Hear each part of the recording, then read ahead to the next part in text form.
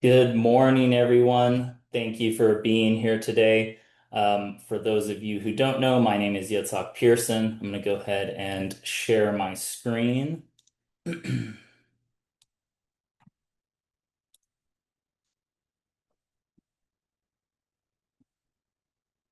Okay. Again, my name is Yitzhak Pierson, and I'm happy you're here today. This is the Agent Power Huddle. I teach classes every other Thursday, things that have helped me and by my business I like to share with you. So today, this is like one of my oldest presentations. This was actually the first thing I ever taught on. I remember I was in a networking event and I had hired my first coach and I put this presentation together and it was a lot longer than it is currently. I've refined it and she was just like, this is too much. You're trying to teach everything you've learned in the last 2 years. And so I just refined it down to habits and habit stacking. Because that's something that helped me in my life personally and professionally and read a lot of books, done a lot of research.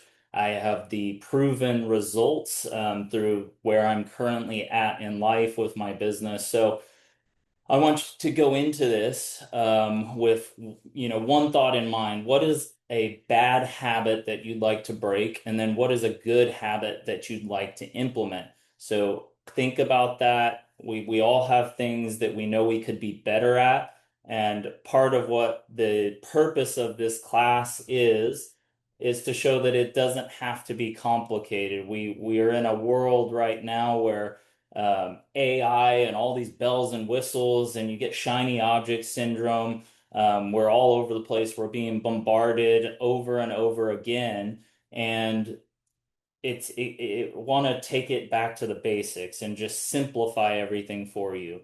So if you have that in mind, we're going to talk about how to break habits, how to implement good habits. But before we can get there, I do want to acknowledge that not everybody is always in a place to be able to um, take a step back and evaluate what's helping, what's getting us to where we want to go. So this is six human needs, and a lot of us are just in survival mode. So I do want to say you do have to get to a place of being able to take care of yourself and being able to change. It's not always going to happen overnight. You're not just going to all of a sudden have all of this free time to change. So you're going to have to change some of these habits as we go. But these Maslow's hierarchy of needs. So the first is contribution. Well, let's start from the bottom. So physiologically, we need water, food, shelter, bare necessities for human survival. And the next level is personal security. So resources, a source of income, structure, and order. And then socially, friendship, intimacy, community, a sense of belonging. And then we get to the next level, dignity, respect, achievement, purpose, recognition, and then self-actualization, creation, beauty, unity, aesthetics, exploration. So there's different levels to life, and we have to realize that we're not at some of these levels. So start from where you're at, give yourself grace. It takes a long time to get to a point. I'm very fortunate to be a point in my life where I have some financial security and kind of I'm able to share and give back and help others and inspire others. So that's a really fulfilling part of this journey, where I'm at in my journey. So here's some of the things that we tend to not pay attention to. There's nothing wrong with watching Netflix. There's nothing wrong with a little bit of fast food, but things need to be in moderation. And here's just some ideas of the things that we don't realize are even habits a lot of times. We just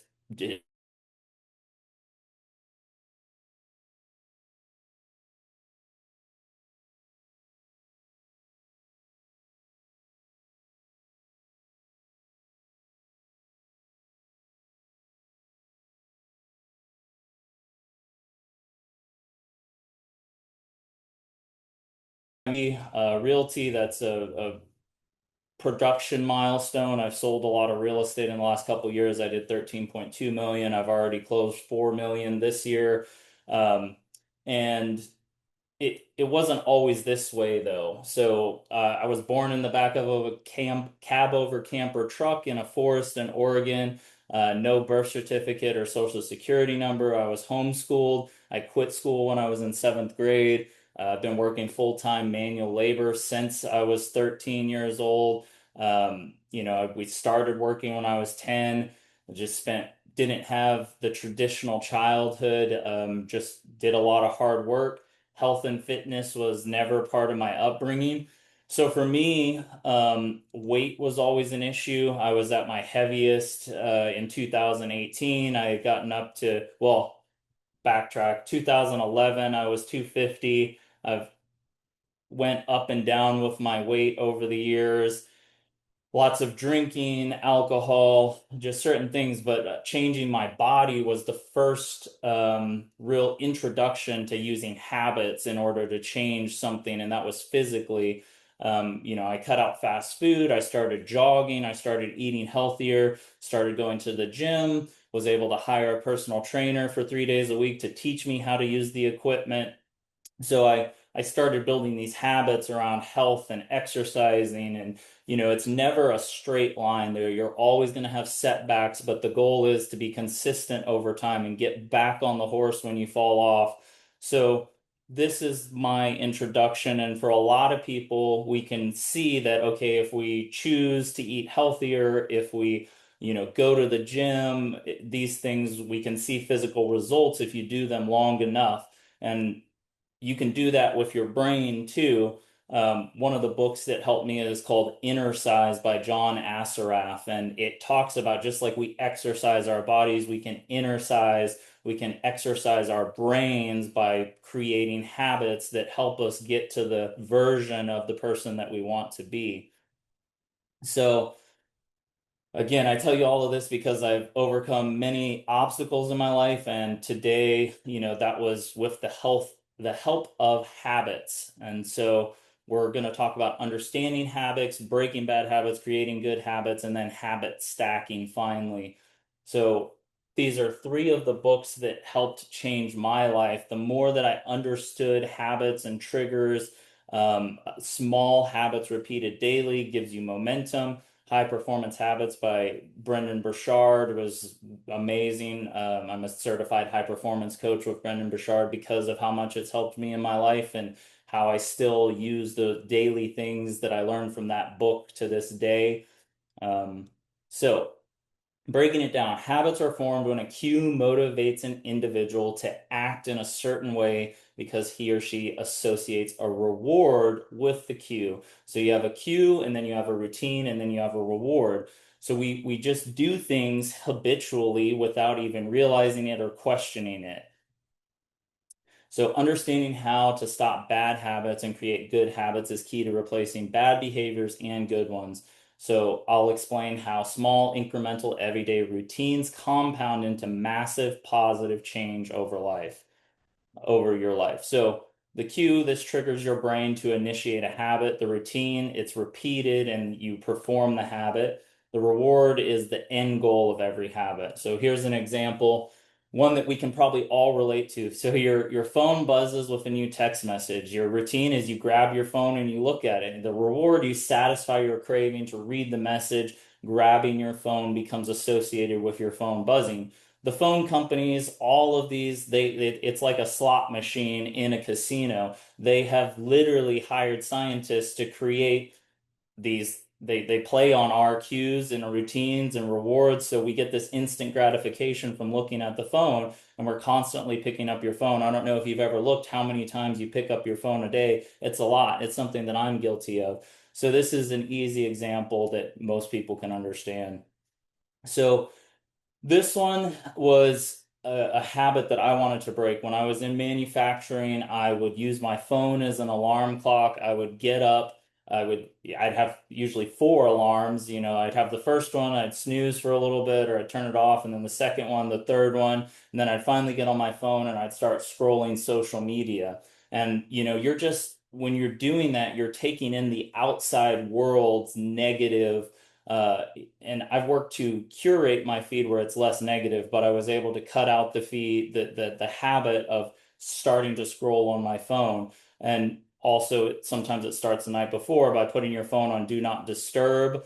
And so you're not getting notifications, you're not looking at your phone. The earlier you can put your phone down, get to sleep earlier, better sleep you're going to get. When you wake up, not looking at your phone and intaking the outside world, they're having control over you. So taking those first few minutes in the morning to read or to just be peaceful, be grateful, have gratitude, creating new habits that help you become a better version of yourself. So, I'd lay in bed for 20 minutes and just start scrolling social media. So, how did I break that?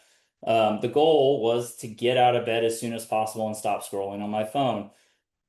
The first thing that I did, make it invisible. So you want to the cue, you want to make it difficult. So I stopped using my phone for an alarm clock. You want to invert it. It's like, okay, how do I make it more difficult? I bought an alarm clock and I plugged it in across the room so that I'd have to get out of bed to turn off the alarm clock. And then I still didn't get on my phone. I didn't go back to my phone. I got out of bed. I went to the bathroom, brushed my teeth, started stretching, doing different things, and then I started making my bed. So that's something we'll get into habit stacking later. But you have to break it down as simply as possible. Okay, if there's this thing that I'm doing that I don't want to be doing anymore, how do I make it harder? And how do I replace it with something else? How do I use something else as a tool to be able to move away from that bad habit? And again, you're not going to be perfect, so give yourself grace. Just know that you've been programmed without even knowing it how to do this thing over time, and now you do it reflexively. So it's going to take a long time to break that reflex and program something else in different. So creating good habits. Well, I talked a little bit about that, creating good habits, and then we'll habit stacking. So with the getting out of bed, going to brush my teeth, stretching, reading a book, journaling, whatever it is that works for you to help you start your day off with peace. You just kind of figure out, most of us have brushing our teeth as something that we do every day. So habit stacking is taking a habit that you already have in place and then slowly adding in another habit. So the next habit that I did was making my bed every morning. And there's a whole talk from an admiral about why it's important to make your bed. Um, I heard about it and I was like, this is going to be the first small step towards creating better habits. And that's what I started doing, making my bed every day. And then I got into stretching and I habit stacked. So you do that one habit for a month until you get it down and then add in something else small. We always think that we need these big leaps in order to accomplish something great, but the great things don't come from these big leaps. They come from small steps repeated every day over time. The 1% better mentality is also that 1% better over 365 days. At the end of those 365 days, you'll be 37.7 times better at that task by just trying to get better a little bit every day. So keeping that in mind, we have to think that we can translate this to any activity, anything that we're trying to learn. For me, I think I get asked a lot, and this is a question that people ask a lot. What's the one thing that's helped you, get to this level of life? Or what's the one thing? And we all want this like quick fix, this easy answer. It's not one thing. It's a bunch of small things repeated every day over time, compounded. You start gaining momentum, you keep up with it, you have a setback, you get back up the next day or 2 days. You try not to, one of the things that I've heard is don't stop something for 2 days in a row. So if you get on it, get back on it the next day if you fall off. So with this, I think the number one tool that you can have is building habits and learning, building the habit of learning.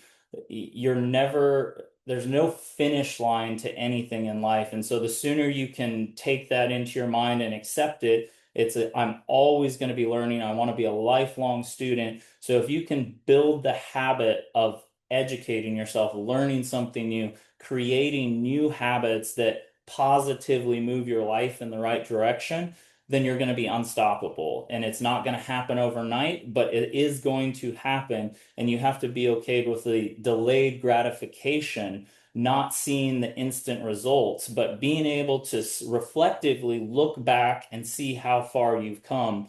The In John Assaraf's book, Inner Size, he also talks about having an accomplishment board. A lot of us know about vision boards, and we tend to forget about all of the things that we have already done in life. We have survived life up until now. Every hard thing that we've ever gone through has made us a better version of ourselves and who we are now. A lot of people feel like when they start a new career or they're learning something new, that they're starting over. You're never starting over. You're always starting from experience. Nobody can take away the hardships that you've been through, the lessons that you've learned. The adversity is what helps catapult us to the next level. Now, it can weigh us down. We can look at it and feel like the victim and that, oh, poor me, this happened to me. And that's where you want to choose to look at it as happening for you. This thing happened and I was able to survive it and come out on the other side. And it may not have had a huge shift. I may not see the results now, but when you can look back on where you came from and what you've been through, you can use those as a catapult to propel yourself and have a better future. You can choose it as makes me more resilient. I am a more resilient person because I went through this, and I'm more resourceful. So it's all about the way that you think about that. And if you can work to evaluate your habits, what habits are serving me, which ones are helping me get to the version of myself that I want to be, which ones are not serving me. If you can work to figure out those cues and those triggers that you go do that bad habit and work to break it and replace it with something good, slowly over time, you're going to become a new person, a new version of yourself. And that's something else that I want to point out. No matter how far or how long you've gone down a path, how set in your ways you feel you are, you can change. So through neuroplasticity, also in the book Inner Size, he talks a lot about neuroplasticity and your ability to change. You can rewire your neural pathways by using habits and routines in order to change your life to be the best version of yourself. So that was most of this session. I know we've got some time, so I'll open it up for questions if anybody has questions. This was a short one. I encourage you to go read those books, any of the three that I recommended here or the one that I talked about, Inner Size.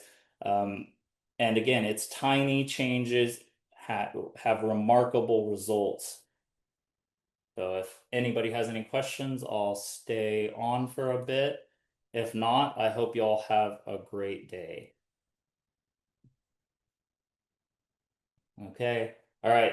Go out there and crush it. And remember, small habits lead to big wins.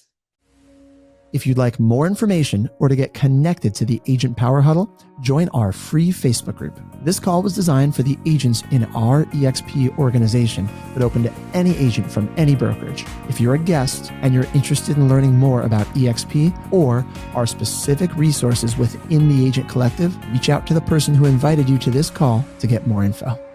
Produced by the Agent Collective Media Network.